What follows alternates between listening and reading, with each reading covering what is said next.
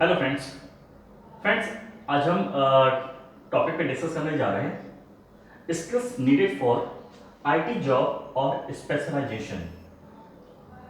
मतलब अगर आप आईटी डिपार्टमेंट में जाना चाहते हैं या आईटी में स्पेशलाइज होना चाहते हैं तो उसके लिए कौन से स्किल्स की रिक्वायरमेंट होती है।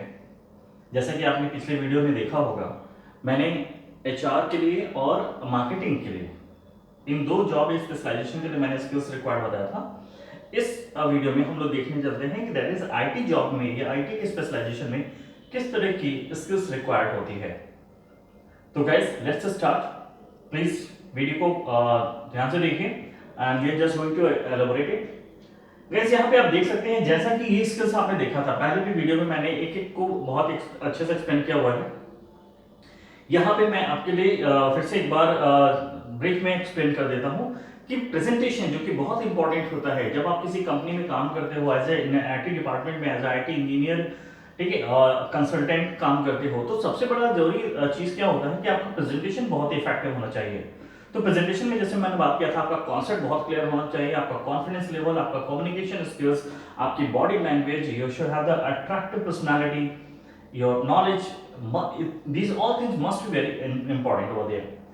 and इसमें सबसे बड़ी चीज क्या होती है, दैट इज कि जो डिसीजन मेकिंग होती है कि किसी भी चीज के लिए कोई भी अगर प्रॉब्लम आती है तो उसको तुरंत सॉर्ट आउट करने के लिए आपको डिसीजन मेकर होना बहुत इंपॉर्टेंट है। क्योंकि आईटी का फील्ड है तो जाहिर सी बात है, टेक्निकल फील्ड है तो प्रॉब्लम्स आएंगे ही आएंगे। प्रॉब्लम आपके हार्डवेयर से रिलेटेड हो सकते हैं या फिर सॉफ्टवेयर से रिलेटेड हो सकते हैं। तो इसलिए मैंने जैसे पिछले दो वीडियोस में मैंने आईटी के, मैंने एचआर का जॉब रिस्पॉन्सिबिलिटीज यानी ऑब्जेक्टिव आपको बताया था, मैंने मार्केटिंग का आपको ऑब्जेक्टिव बताया था। यहाँ पे मैं आपको आईटी का ऑब्जेक्टिव बताता हूँ कि जो आईटीएंस होते हैं, जो इंजीनियर्स कंसल्टेंट है उस डिपार्टमेंट में काम करने वाले होते हैं, उनका क्या ऑब्जेक्टिव होता है। देखिए यहाँ पे लिखा है trouble shoot problem related to the hardware और सॉफ्टवेयर। यानी आपको हमेशा रेडी रहना पड़ेगा हार्डवेयर और सॉफ्टवेयर से रिलेटेड कोई भी प्रॉब्लम को सॉर्ट आउट करने के लिए। तो हम इसमें अभी तक हम बात कर रहे थे कंप्यूटर की लिटरेसी की बात कर रहे थे। तो अभी तक हमारा जो काम चल रहा था वो बेसिक से चल जा रहा था। हम अपना बेसिक अगर नॉलेज है तो आप जो है मार्केटिंग में और एचआर में सर्वाइव कर सकते हो। लेकिन गाइस अगर आप आईटी में जाना चाहते हो तो वहां पे बेसिक नहीं, वहां पे आपको एडवांस होना पड़ेगा। यानी उसमें हर एक चीज को आपको जानना बहुत इंपॉर्टेंट होगा, आपको एडवांस नॉलेज होनी चाहिए, चाहे वो सॉफ्टवेयर से रिलेटेड चाहे वो फिर हार्डवेयर से रिलेटेड। Plus as I told you that is patience. मैंने पहले ही बताया था किसी भी क्लाइंट से बात करने में, किसी भी कस्टमर से बात करने में you have to take patience. आपको टाइम भी देना पड़ेगा, आपको वेट भी करना पड़ेगा। So lots of things which we have already discussed about that. तो आपके पास पेशेंस होना चाहिए, क्विक लर्नर होना चाहिए, दैट इज अगर चीजें हैं आपने कहीं तो कोई प्रॉब्लम आ रही है तो दैट इज आपको तुरंत का तुरंत क्या होना चाहिए, दैट इज कि आपके अंदर इतनी कैपेसिटी होनी चाहिए, चाहे वो किसी दूसरे से सीखना या अगर कोई कुछ बता रहा है वहां पे उन चीजों को ध्यान से एनालिसिस करके चीजों को हम क्या कर सकते हैं, ऑब्जर्वेशन कर सकते हैं, ऑब्जर्व कर सकते हैं कि क्या प्रॉब्लम हो सकती है। कहीं पे नए लोगों से मिलने पे आपको क्या करना है, लर्निंग की भी हो सकती है, ठीक है, कि लर्निंग की कैपेसिटी आपके पास होनी चाहिए। नए लोगों से मिलना, नए प्रॉब्लम में अगर कुछ क्या एड ऑन हो रहा है, क्या नए अपडेशन आ रहे हैं, उसके बारे में भी आपको जानकारी होनी चाहिए। तो उसके लिए आपको क्या होना, आपको क्विक लर्नर होना पड़ेगा। देन आपके पास यहाँ पे भी लीडरशिप क्वालिटी होनी चाहिए खुद का, यानी अपनी टीम को भी आपको कोऑर्डिनेट करना होगा, अपने जूनियर्स को भी कोऑर्डिनेट करना होगा, उनके साथ आपको उनको मोटिवेट करते रहना होगा। तो आपको पूरी टीम को लेकर चलने के लिए आपके पास लीडरशिप क्वालिटी होनी चाहिए। एक्सट्रोवर्ट, जैसा मैंने बताया था कि you should have extrovert nature, that is आप किसी से भी विभाग होकर बात कर सकते हैं, ठीक है, ऐसे आपकी क्वालिटीज होनी चाहिए। ऑप्टिमिस्टिक, हमेशा आशावादी रहिए, फ्रस्ट्रेट मत होइए, फेलियर से डरिए नहीं।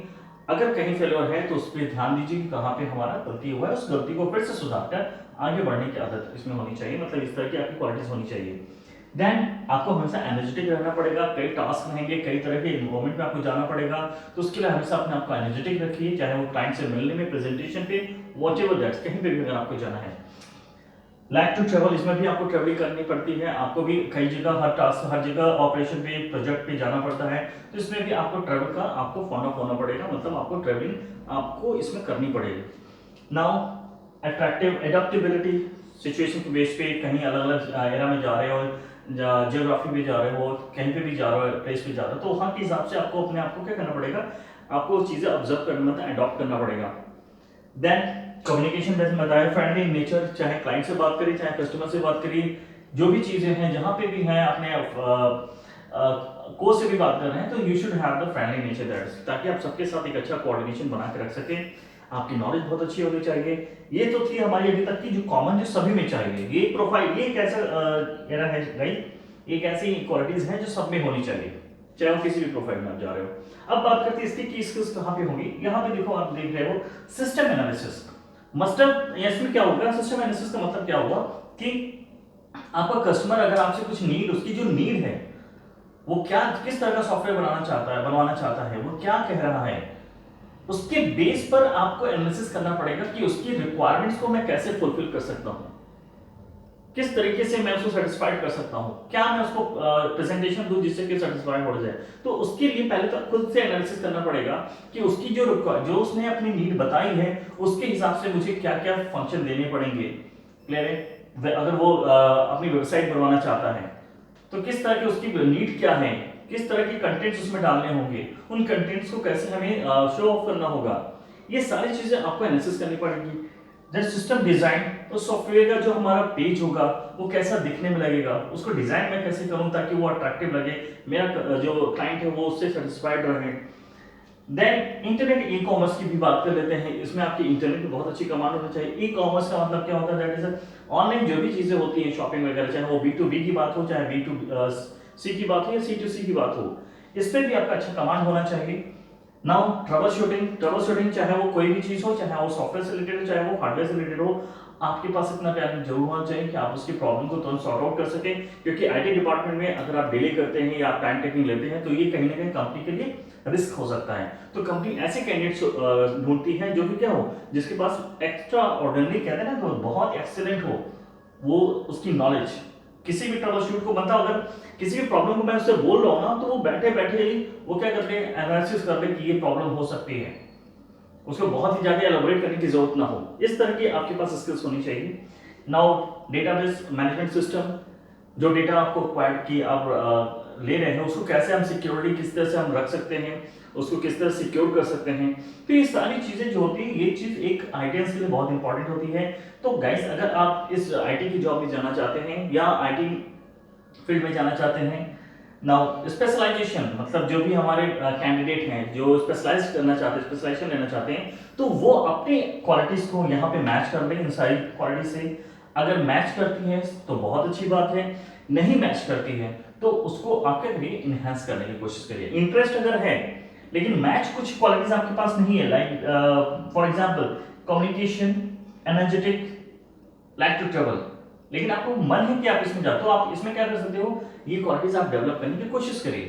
क्विट करने की जरूरत नहीं है, आप कोशिश करिए, लेकिन क्विट तभी करिए जब आपका जो इंटरेस्ट है वो मैच ना करे। हो सकता है कि आप आईटी के लिए नहीं परफेक्ट हो, आप एचआर के लिए परफेक्ट हो, तो आप एचआर के लिए जाएंगे। एचआर में अगर आपको कहीं लगता है कि दैट इज यहाँ पे मेरी स्किल्स कम पड़ रही है, आपका इंटरेस्ट है, तो वहां पे क्या करिए, उसको इनहेंस करिए। यानी अपने फील्ड को अपनी इंटरेस्ट से कंपेयर कीजिए। अगर आपका फील्ड जो आपको ऑप्शन दिया जा रहा है वो आपको इंटरेस्ट को मैच करता है, तो उसमें कहीं पे भी अगर कोई स्किल कम पड़ रही है तो जरूर उसको एनहांस करके आप उसमें इंटर करिए, आप डेफिनेटली सक्सेस होंगे। और ये चीज बहुत इंपॉर्टेंट होता है जो सभी को पता होना चाहिए। मैंने इस टॉपिक पे वीडियोस इसलिए बनाए क्योंकि इसके लिए कई लोगों के रिकमेंडेशन आ रहे थे कि सर इस पे बनाइए। मैंने इस पे बनाया हुआ, प्लीज आप ये तीन, अभी तक मेरे पास मैंने तीन प्रोफाइल के लिए मैंने बताया, मार्केटिंग, एचआर और आईटी के लिए। गाइस, इन सभी वीडियोस में कहीं से भी कोई भी अगर आपको डाउट हो तो प्लीज कमेंट बॉक्स में जरूर लिखिए। मुझे खुशी होगी कमेंट्स आ भी रहे हैं कि आप इस चीज को ज्यादा सीरियस ले रहे हैं, क्योंकि यहीं से आपका करियर डिसाइड होना है। अगर आपने करियर का ये स्टेप पे आपने गलत डिसीजन ले लिया तो करियर स्पॉइल हो सकता है। Okay, and I know very well that is कि ये चीज आपको समझ में आई होंगी और आई होप सो आपको ये पसंद भी आएगा। गाइस, प्लीज जरूर इस पे ध्यान दीजिए, अपने एक एक स्किल्स को इससे मैच करिए और अगर कहीं कम हो रहा है तो उसको एनहांस करने की कोशिश करिए। Okay guys, so thanks for watching this video. Please do favour, like, comment, share and if possible definitely subscribe it. Okay guys, thank you so much, wish you all the best.